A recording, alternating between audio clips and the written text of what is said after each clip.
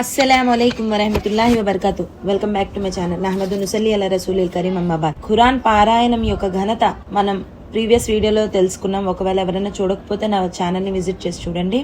ఇన్షాల్లా చాలా మంచి వీడియో.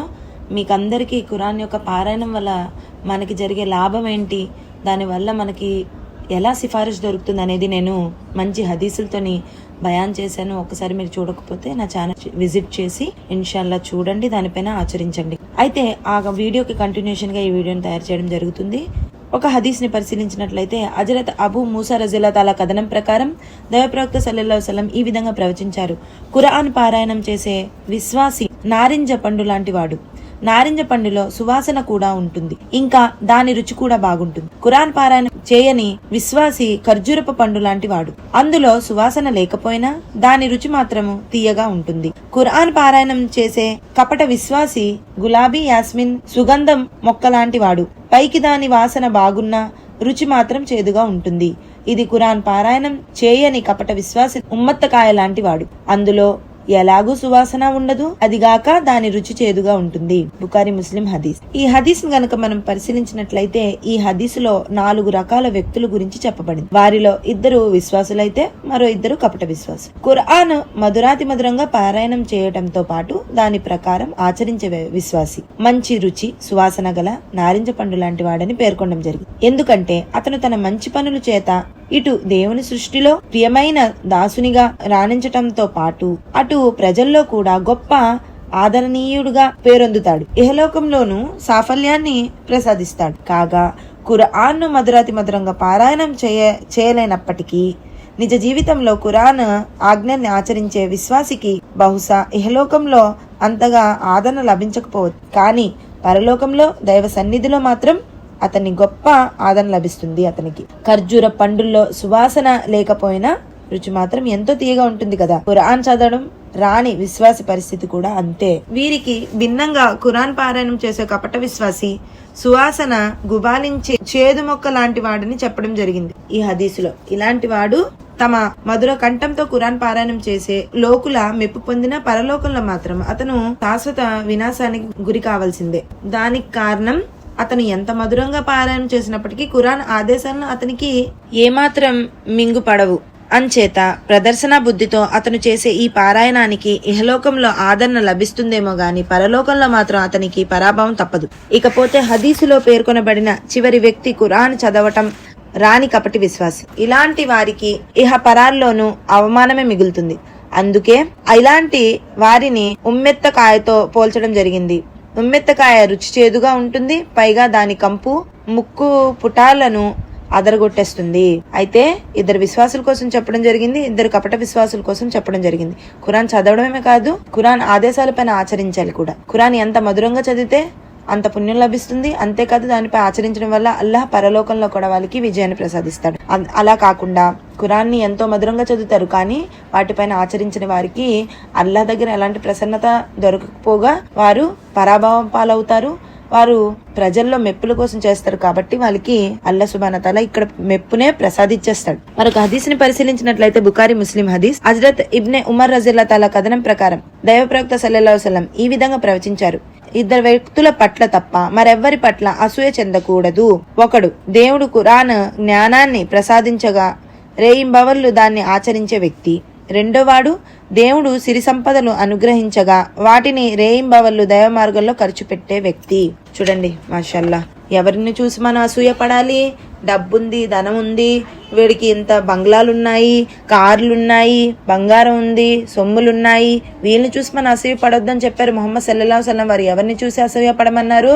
ఎవరైతే ఖురాన్ నేర్చుకొని వాటిపైన ఆచరిస్తున్నారు అలాంటి వ్యక్తితోటి అసూయ పడమని చెప్పారు. అంతేకాదు డబ్బుండి అల్లా మార్గంలోని దాన్ని ఖర్చు పెడుతున్న వ్యక్తిని చూసి మీరు అసూయ పడండి అని చెప్పి ఈ హదీస్ ద్వారా మనకి ప్రవక్త ముహమ్మద్ సల్లల్లాహు అలైహి వసల్లం వారు తెలియజేశారు. హదీస్ని పరిశీలించినట్లయితే హజరత్ బరా బిన్ అజీబ్ రజియల్లాహు తఆలా కథనం.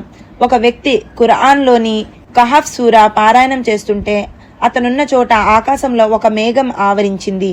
అతని వైపునకు రాసాగింది. ఆ సమయంలో అతనికి సమీపంలోనే ఒక గుర్రం 2 తాళ్లతో కట్టివేయబడి ఉంది. ఆ మేఘాన్ని చూసి అది బెదరసాగింది. తెల్లవారిన తర్వాత ఆ వ్యక్తి దైవప్రవక్త సల్లల్లాహు అలైహి వసల్లం సన్నిధికి వెళ్లి ఈ సంఘటన గురించి ప్రస్తావించాడు. అది విని ఆయన సల్లల్లాహు అలైహి వసల్లం ఖురాన్ మూలంగా అవతరించిన స్థిమితం అది అని చెప్పారు. ఈ హదీస్ ద్వారా సూర కాఫ్ మహత్వం వెల్లడుతుంది. మనిషి గనక భక్తి శ్రద్ధలతో మనసుని దైవం పైన లగ్నం చేసుకొని ఖురాన్ పారాయణం చేస్తే తప్పకుండా స్థిమితం అవతరిస్తుంది. హృదయాలు నెమ్మదిస్తాయి. ఆ స్థిమితమే భౌతికంగాను సంతరించుకుని మేఘం లేక పొగమంచు రూపంలో కనిపించిందన్న ఈ హదీసులోనే చెప్పబడింది. ఖురాన్ పారాయణం జరిగినప్పుడు దేవుని తరపు నుండి కారుణ్య దూతలు కూడా దిగి వస్తారని ఇతర హదీసుల ద్వారా ప్రబోధించబడుతుంది. మరొక హదీస్ అయితే పరిశీలించినట్లయితే హజరత్ ఇబ్నే మస్ఊద్ రజియల్లాహు తఆలా కథనం ప్రకారం దైవప్రవక్త సల్లల్లాహు అలైహి వసల్లం ఈ విధంగా ప్రవచించారు. ఎవరైనా దైవ గ్రంథంలోని ఒక అక్షరాన్ని చదివితే అతనికి ఒక పుణ్యం లభిస్తుంది. ఆ ఒక్క పుణ్యము 10 పుణ్యాలకు సమానంగా ఉంటుంది. నా అభిప్రాయం ప్రకారం అలీఫ్ లామ్ మీమ్ అనేది ఒకే అక్షరం కాదు, పైగా అలీఫ్ ఒక అక్షరం, లామ్ ఒక అక్షరం, మీమ్ ఒక అక్షరం, అంటే 3 అక్షరాలయ్యాయి. ఇక్కడ 3 పుణ్యాలు అంటే 30 పుణ్యాలు లభించినట్లు అర్థం.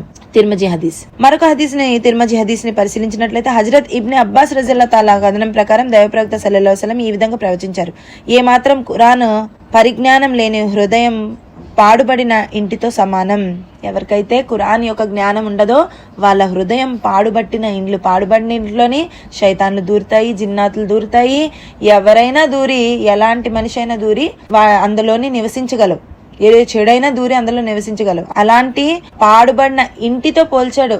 ఎవరైతే ఖురాన్ పారాయణం చేయని హృదయం ఉంటుందో అలాంటి పాడుబడిన ఇంటితో పోల్చాడు ముహమ్మద్ సల్లల్లాహు అలైహి వసల్లం. నిర్మానుష్యమైన పాడుబడిన ఇంట్లోని శుభశ్రేయాలు అవతరించవు. కాగా అలాగే ఖురాన్ జ్ఞానం లేని హృదయాల్లో కూడా ఆధ్యాత్మిక తాజాదనము, శ్రేయోశుభాలేవి ఉండవు. అంచేత ముస్లిం అయిన ప్రతి వ్యక్తి ఎంతో కొంత ఖురాన్ తప్పకుండా కంఠస్థం చేసుకుని ఉండాలి. హజరత్ అబ్దుల్లా బిన్ అమ్ర్ బిన్ అస్ రజియల్లాహు తఆలా కథనం ప్రకారం దైవప్రవక్త సల్లల్లాహు అలైహి వసల్లం ఈ విధంగా ప్రవచించారు. ఖురాన్ కంఠపాఠం చేసుకున్న వ్యక్తితో ప్రళయ దినాన ఇలా అనబడుతుంది: నువ్వు ప్రపంచంలో నెమ్మదిగా ఖురాన్ పఠిస్తున్నట్లు ఇప్పుడు కూడా అలాగే పఠిస్తూ పైకెళ్ళు. అలా పఠిస్తూ వెళ్తూ ఎక్కడ పఠనం ఆపుతావో ఆ చివరి వాక్యం దగ్గరనే నీ అంతస్తు ఉంది.